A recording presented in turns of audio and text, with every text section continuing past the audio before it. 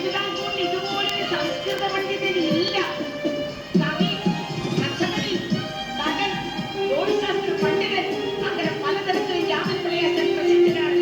അദ്ദേഹത്തിന്റെ കൂടെ വിദ്യ അഭ്യസിക്കാൻ അവസരം കിട്ടുന്നത് ഒരു നിസ്സാര കാര്യമാണോ? എല്ലാം ഭാഗ്യമാണ്, ഭാഗ്യം.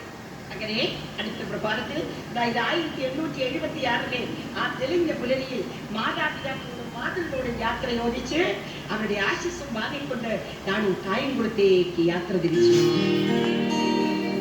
വളരെ കൃത്യമായൊരു സ്വീകരണമാണ് നാണുവിനെ ലഭിച്ചത്. എത്ര സ്നേഹമുള്ള ഗുരുനാഥൻ, എത്ര നല്ല പെരുമാറ്റം. നാണുവിനെ ഗുരുനാഥിനെ കുറിച്ച് കൂടുതൽ ബഹുമാനം തോന്നി. ഋഷിതുല്യനായ മനുഷ്യൻ, ലളിതമായ ജീവിതം, ഉയർന്ന ചിന്ത എന്ന പൗരാണിക ദർശനത്തിന്റെ മൂർത്തിഭാവമായിരുന്നു രാമൻപിള്ളയാച്ചൻ. ഓരോ സെക്ഷന്റെയും പ്രത്യേകമായ വാസനയെ അഭിരുചിയെ കണ്ടറിഞ്ഞ് അവരെ ആ വഴിക്ക് തിരിച്ചുവിടുന്നു. ജീവിതത്തിന്റെ സാത്വിക ഭാവത്തെക്കുറിച്ച് അവരെ ബോധവാന്മാരാക്കുന്നു.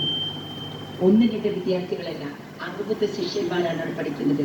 പലർക്കും പലതാണ് വിഷയം. ചിലർക്ക് വ്യാകരണമാണെങ്കിൽ മറ്റു താവീനാണ് പഠിക്കുന്നത്. നാണു ആദ്യമായി പറഞ്ഞു കൊടുക്കുന്നത് രഘുവംശമാണ്.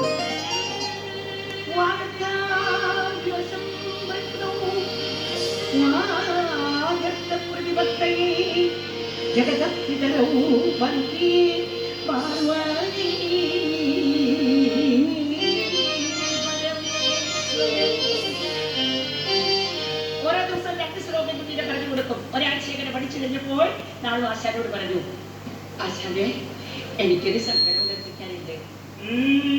എന്താണ് ഒരു സങ്കടം, പറഞ്ഞോളൂ. മറ്റൊന്നുമല്ല, ദിവസവും 2 ശ്ലോകങ്ങൾ വീതം പഠിച്ചാൽ എനിക്ക് അടുത്തെങ്ങും പഠനം പൂർത്തിയാക്കാൻ കഴിയുമെന്ന് തോന്നുന്നില്ല.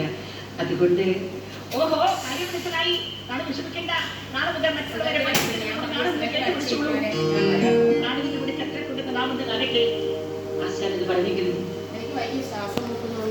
ആശാനെന്ന് പറഞ്ഞെങ്കിലും നാണുവിന് എന്റെ കഴിവിനെ കുറിച്ച് ആശാൻ നല്ല മതിപ്പായിരുന്നു. അന്ന് മുതൽ ആശാനവരെ കൂടുതൽ ശ്രദ്ധിക്കാൻ തുടങ്ങി. ഒരാഴ്ച കഴിഞ്ഞപ്പോൾ നാണുവിന്റെ കഴിവിനെ കുറിച്ച് ആശാന് ബോധ്യമായി.